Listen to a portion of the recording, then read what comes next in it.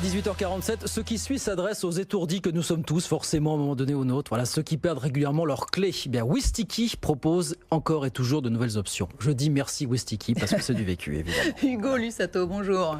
Bonjour à tous les deux. Vous êtes cofondateur avec vos deux frères de Wistiki. Vous en êtes le CEO. Wistiki, vous en avez sans doute déjà entendu parler. Ça date de 2014, le lancement. Votre idée au départ, c'est de dire, bah voilà, nous on invente un petit objet, une petite solution Bluetooth qui va vous permettre de retrouver tout ce que vous avez perdu, c'est ça ?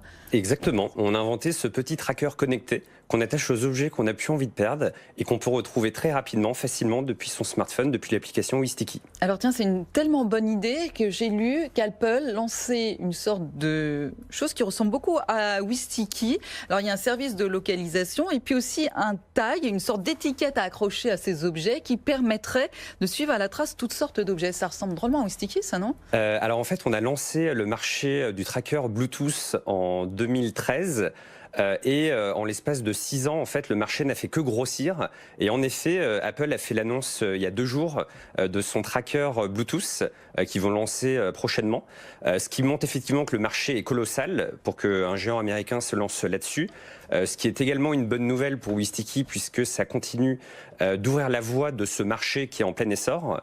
Sauf que vous, c'est dessiné par Stark et c'est made in France. C'est ça que vous défendez. C'est exactement ça. C'est dessiné par Stark et c'est made in France.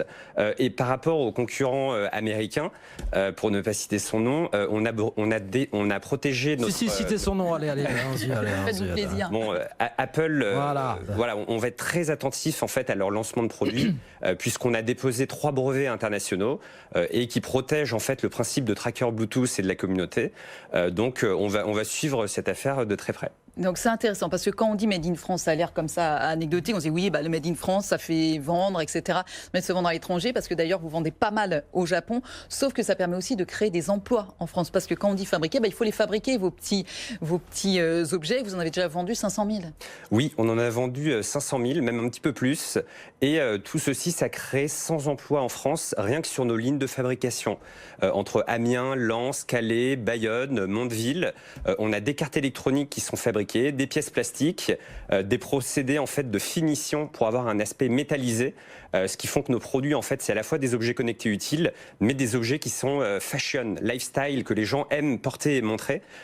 Et en fait, c'est pour ça qu'il y a aussi la patte de Philippe Stark, le créateur français, ce qui nous permet en fait de faire du Made in France et de créer beaucoup d'emplois en France. Alors, j'ai l'impression que vous êtes en train de passer à un cap, Hugo Lussato, avec Wistiki. Levée de fonds, d'abord, 600 000 euros. Alors, on se dit, oui, d'accord, c'est pas énorme. Sauf que c'est la première partie, il va y avoir une deuxième partie et qu'on n'est pas tout à fait dans l'écosystème américain. Et puis, vous faites entrer aussi dans l'entreprise, je disais, vous l'avez créé avec vos 3 frères, Bruno, Théo et donc vous, Hugo.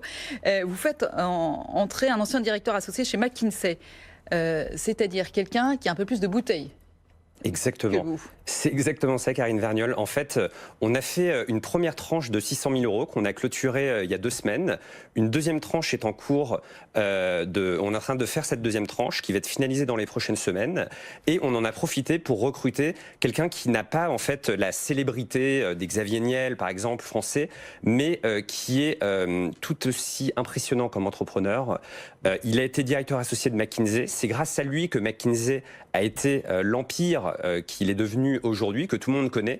Et on a eu l'opportunité de pouvoir faire ce recrutement. Et il va nous accompagner en fait pour transformer la stratégie de Wistiki ultra ambitieuse en une réalité opérationnelle. C'est-à-dire, c'est quoi votre ambition aujourd'hui ? Notre ambition, en fait, c'est qu'il y ait des Wistiki un petit peu partout. Mais pas seulement, en fait, des Wistiki qu'on va vendre en direct. Notre ambition, c'est que cette technologie se retrouve partout dès la conception des produits. On est en discussion avec des marques pour intégrer la technologie. L'intégrer dès la fabrication, c'est ça ? Exactement, pour qu'il y en ait vraiment partout. Et cette ambition, en fait, on a commencé à l'exécuter et on a signé notre premier contrat stratégique avec un acteur de la maroquinerie française qui est présent dans 120 pays et que tout le monde connaît, je pense. Mais dont vous ne pouvez pas dire le nom ? Ce sera dévoilé en juin. Voilà, donc pour l'instant vous ne pouvez pas dire le nom, mais l'idée ce sera quoi ? Ce sera que votre petit tracker, il sera planqué dans les sacs, dans les portefeuilles ? Ce sera ce genre de choses, je peux vraiment pas en dire plus. C'est vous qui avez eu ces idées, mais en tout cas, ce sera ce genre de choses. Ah, effectivement, parce qu'aujourd'hui, ça ressemble à un petit porte-clés. Rappelez-nous quand même ce que l'on peut retrouver. Comment ça marche très concrètement ? En fait, c'est très simple. Vous voyez, moi, j'ai mon petit portefeuille. J'y ai intégré... Oui, j'ai intégré mon Wistiki Hop là dans le portefeuille et c'est comme ceci. Le format portefeuille, il fait Alors, ça seulement ressemble, pour ceux qui nous mm. écoutent à la radio, ça ressemble à une carte bleue ou ce que vous voulez, un petit peu plus épaisse, mais voilà, c'est ça l'idée. Exactement, c'est format carte bleue, ça fait 2 mm d'épaisseur, ça peut se glisser dans n'importe quel portefeuille et vous allez pouvoir retrouver, si vous l'avez glissé dans votre portefeuille depuis votre smartphone. Et voilà, donc si on se le fait voler, par exemple, mais il y a le porte-clés aussi, la version porte-clés. Exactement, en fait on a 3 versions, une version pour les clés, une version pour le portefeuille et une version pour l'animal de compagnie.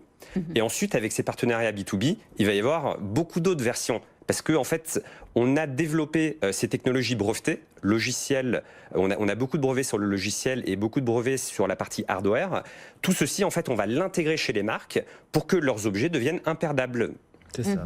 Donc j'imagine aussi sur le vélo, par exemple. Par exemple. C'est-à-dire revoir des trackers beaucoup plus petits, c'est ça finalement, pour s'adapter à d'autres objets. C'est ça, plus petits et surtout intégrés.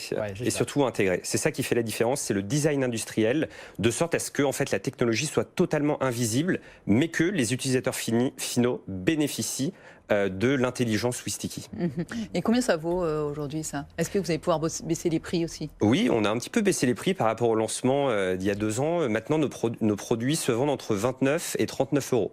Eh ben voilà, donc c'est un bon petit cadeau.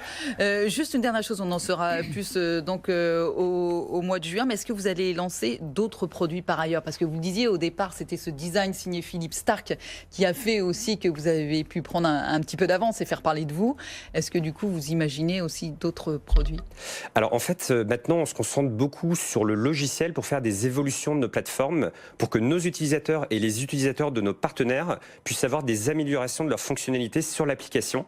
Et donc du coup, on va proposer par exemple prochainement la possibilité à tous nos utilisateurs de pouvoir faire sonner leur smartphone depuis notre site internet. Donc ça, c'est une évolution simplement software. Il n'y a pas besoin d'attacher de Wistiki sur le smartphone, mais grâce à l'intelligence software de Wistiki, on pourra faire sonner le smartphone depuis un ordinateur, même s'il est en mode silencieux. Bon, ça coûtera combien un tracker? Tiens, par curiosité quand même, Hugo. Combien ça coûtera un tracker? Entre 29 et 39 euros. Entre 29 et 39 euros le tracker, voilà. C'est ça. Oui.